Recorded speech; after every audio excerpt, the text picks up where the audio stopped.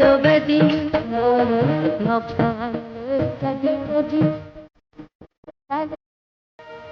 बिंद चमके पसीने ते जगह कुंडला वाले बाल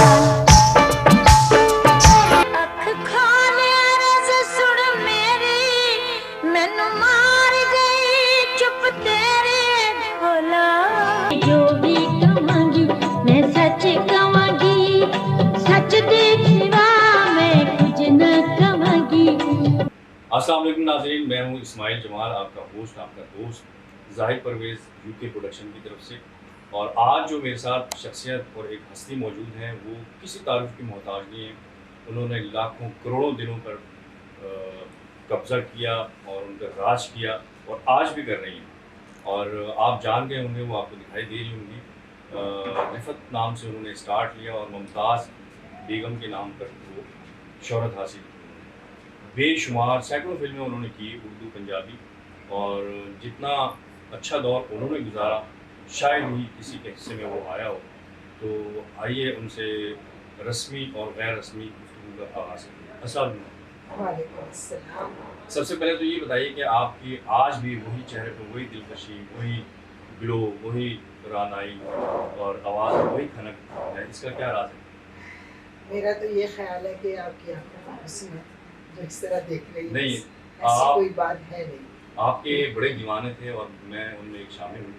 तो आपने करोड़ों दिनों पर धड़कन यानी कि आपने राज किया, तो आपके दिल पर किसने राज किया? मेरे बच्चों ने। नहीं, किसी, मैं उस शख्स की बात कर रहा हूँ जिसकी आप दीवानी हुई हूँ, जिसके लिए आपने सब कुछ निछावर करना चाहा। और राहिल बारी मलिक। अच्छा, वो थे।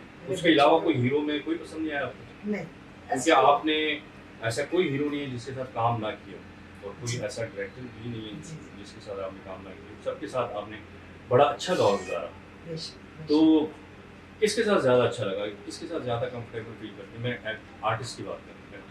देखिए, मैंने जितने भी पाकिस्तान के हीरोज थे सबके साथ काम किया, सबके साथ अल्हम्दुलिल्लाह, शुक्र है मेरे मालिक का। और सारे मेरे साथ बहुत अच्छे थे और सबके साथ ही मैं एज हीरोइन कामयाब हुई और मानी भी जाती थी, लोग पसंद भी करते थे।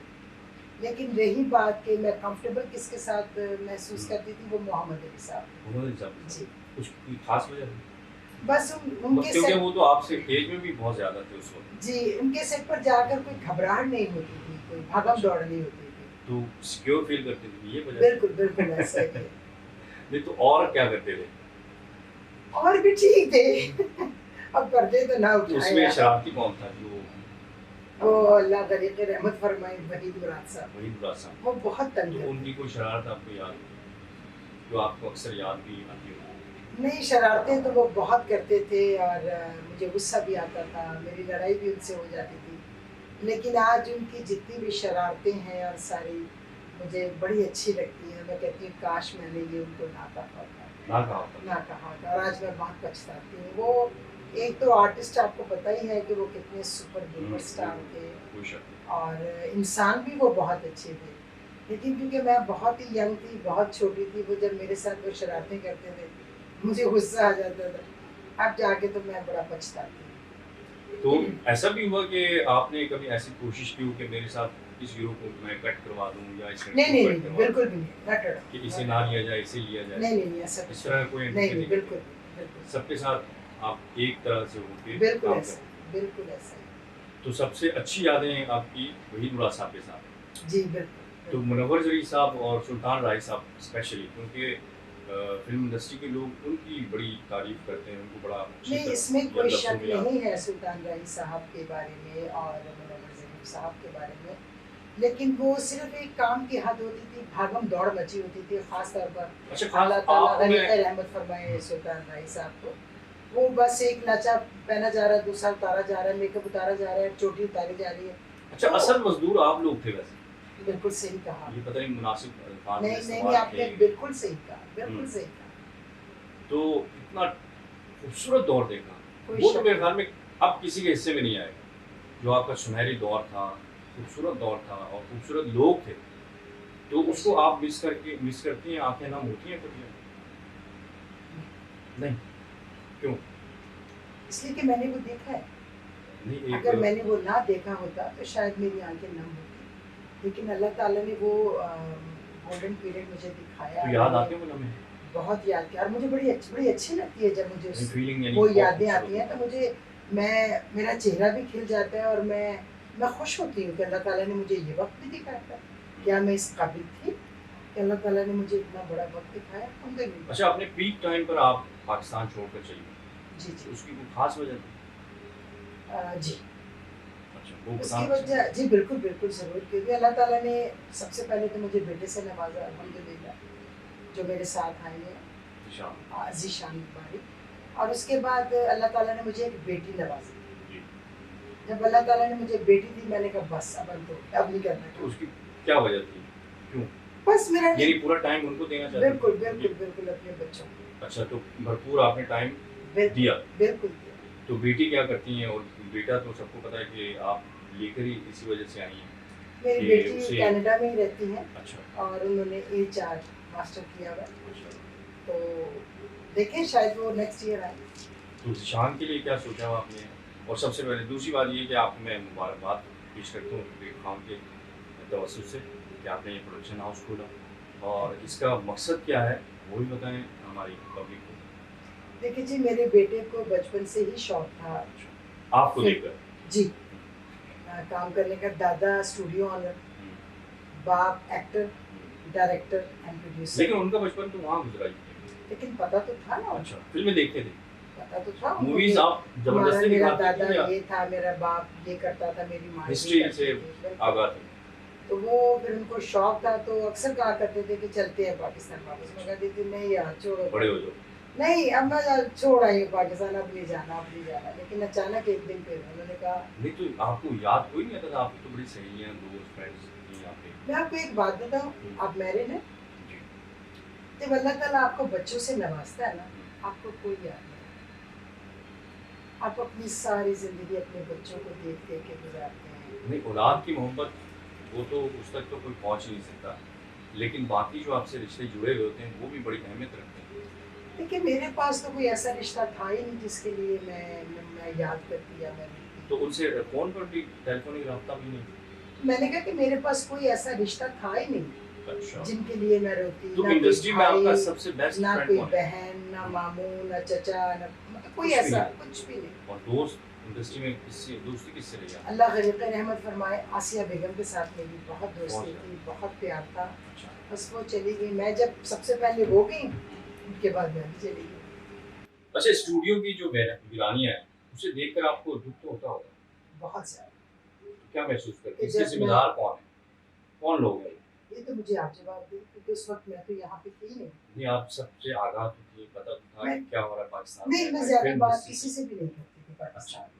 तो मैं न्यूज़ आप बिल्कुल तक भी पहुँचती रहती होंगी कि कौन है? गैर बगैर कोई बता ही देता था, लेकिन मैं समझती थी कि ये ऐसे ही कह रहे हैं, अच्छा, ऐसे ही कह रहे हैं, ये शायद फ़िल्म इंडस्ट्री के खिलाफ होंगे, तो इसलिए ये इस तरह की तो बातें अब आपने जब आपने बाकायदा देखा बहुत बहुत तकलीफ कि हुई। जहाँ कितनी एक ही टाइम में बैक वक्त कितनी फिल्मों की शूटिंग्स हो रही होती थी, 8-8, 10-10, तो अब एक भी नहीं, ऐसे हर बिल्कुल चीज़ ऐसे, वीरान पड़ी हुई है, बिल्कुल बल्कि वीरान, बुरा हाल हुआ है। बहुत तो बहुत। आप दौरे हाजिर में सबसे आपकी फेवरेट कौन है हीरोइन, जो आप समझते हैं कि बहुत अच्छा काम कर रही है और किसी काम कर रही है देखते हैं? ये सारी बहुत अच्छी हैं, मेरे लिए तो सारी, मेरी तो सारी छोटी है सबसे, तो सब मूवीज़ छोटी वगैरह हैं। देखती हैं आप? नहीं अभी आगे कोई मूवी नहीं देखी, नहीं देखती। नहीं ना कोई ड्रामा देखा है। और उधर ड्रामे बहुत देखती थी मैं कनाडा में। तो टीवी की तरफ कभी ख्याल नहीं किया कि मैं इस तरफ भी जाऊँ? बिल्कुल भी नहीं गया। क्यों ना वो ना मीडियम कभी अच्छा नहीं है? फ़िल्म इंडस्ट्री, नहीं, नहीं ऐसी बात ही नहीं। मेरा बेटा जाना चाहता है टीवी में। नहीं बेटा तो जाना चाहेगा बिल्कुल नहीं, क्योंकि ऐसा कभी, क्योंकि इतना काम कर चुकी थी मैं, और कभी ख्याल आया ही नहीं कि मुझे टीवी में जाना चाहिए या मुझे इसमें जाना चाहिए। अभी भी जब से मैं आई हूँ यहाँ पे, कोई मदर प्ले लेके आ जाते हैं, कोई बड़ी बहन का रोल लेके आ जाते हैं, तो तो आप मैं एक्सेप्ट नहीं करती? उसकी कोई खास वजह? मेरा दिल ही नहीं करता। मैं कहते चुकी हूँ आपको कि मेरा दिल ही नहीं करता। अच्छा फिल्म भी नहीं करनी और टीवी भी नहीं करना आप? क्या करना है मैंने करके, इतना काम किया है। नहीं आपने तो तब मैंने माशाल्लाह जो कहती आपने क्या कर दिया करना। वो तो मैं पहले भी कह चुका हूँ कि वो किसी किसी के हिस्से में और किसी किसी के नसीब में होता है। तो आपके जो इतने हिट सुपर हिट गाने होंगे उनमें से सबसे अच्छा आपको कौन सा लगा? लेकिन मेरे तो सारे ही गाने थे, लेकिन जिन गानों की वजह से मैं आज यहाँ आपके सामने बैठी क्योंकि हूँ आप ऐसे डांसर हैं, और आपके बहुत अच्छे आप गाने हैं। जिद्दी फिल्म से आपको जी जिद्दी छड़ और मेरी हाँ। बीवी न मरोड़ हम्म, बहुत अच्छा गाना था। इकबाल कश्मीरी साहब ने तो चॉइस किया था। बिल्कुल।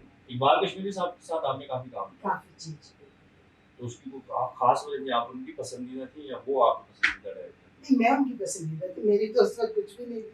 मैं थोड़ी कह सकती थी मैंने इनके साथ काम करना है और इनके साथ नहीं करना। अच्छा, एक बड़ा अहम सवाल जी हम फिर ऐड की तरफ जाएं कि एक दौर में भुट्टो साहब भी आप पर खरीदता हुआ और आपको अगवा करने की कोशिश भी की, जो हमने सुन रखा है, जिसमें कितनी सदाकत थी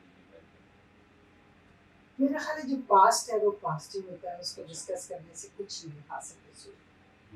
पास्ट इज पास्ट। बताएं।